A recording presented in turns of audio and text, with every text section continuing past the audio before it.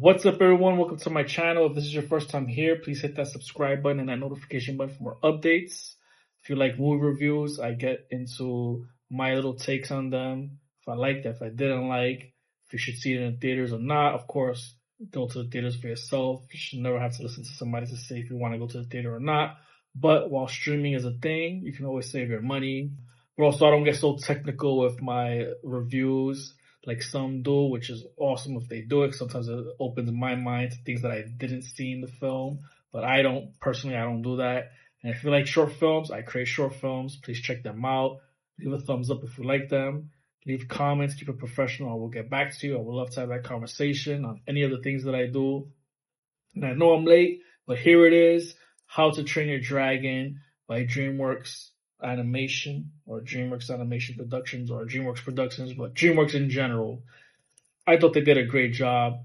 I love the animated films, but the live action was a great follow-up to the first animated film, and I'm excited to see a sequel.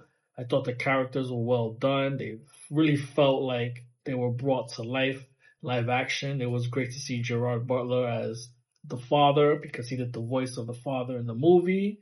And he was able to provide the live action character, bring him about. I thought that was a great way to have at least one actor return, one of the voice actors return, and it was just good to see him in this live action role, and I thought that was pretty cool. You know, a lot of the characters in the animated film or the live action film don't look like their counterparts. And a lot of the big gripe was Astrid's character. Oh, it's not Astrid. You know, her hair is this and, you know, her skin. And it was just like, get over it. I thought the actress was great. She fit Astrid for me. Even the other actors, they didn't look like their characters, except for the boy twin. He looked just like identical to the animated character.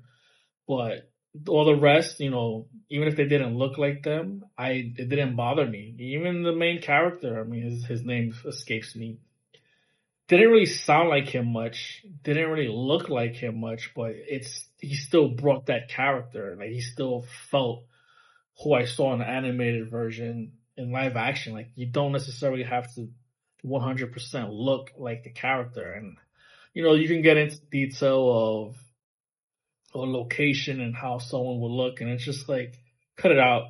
You know, in some cases I can see where it matters, but in this regard, like, it was fine. I was not bothered by that. I don't think it was necessary, but I enjoyed the movie. I thought it was a fun time. I took my niece to see it. She liked it. I had taken her to see Lilo and Stitch, which was another great live action version. You know, that was Disney. You know, How to Train Your Dragon is Dreamworks, and I thought at least these two live actions that I've seen recently were great films, and that's what I want to see in live action from animated films, because the other films I wasn't really involved with. You know, Aladdin, it was okay.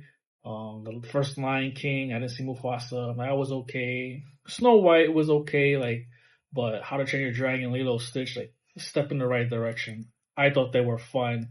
If you want something that's close to what you saw with the animated films, Lilo and Stitch, and of course now How to Train Your Dragon are great representations of keeping it similar. You know, not much in changes.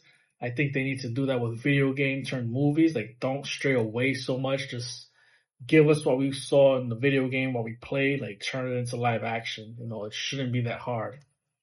And Lilo and Stitch, which, you know, it made its changes, but How to Train Your Dragon as well, like, it kept the core of what those films were from, you know, the animated films.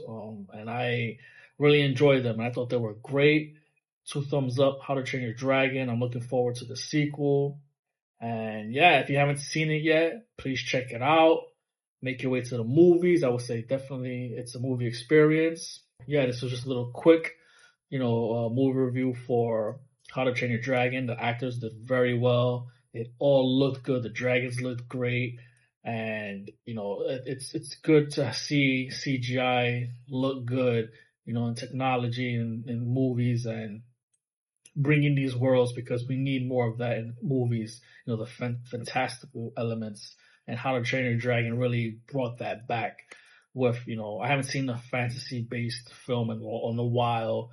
Maybe the Green Knight. I mean, it's been so long since I've seen a fantasy film, and I'm sure I've seen many after the Green Knight. There was probably, other ones, but just the feel of How to Train Your Dragon, just that world, it just felt good to see it again, because it's been a while, at least for me. I've seen a lot of action and horror-based films recently, so I just enjoyed that. And yeah, so again, if you haven't seen it, check it out, and until next time.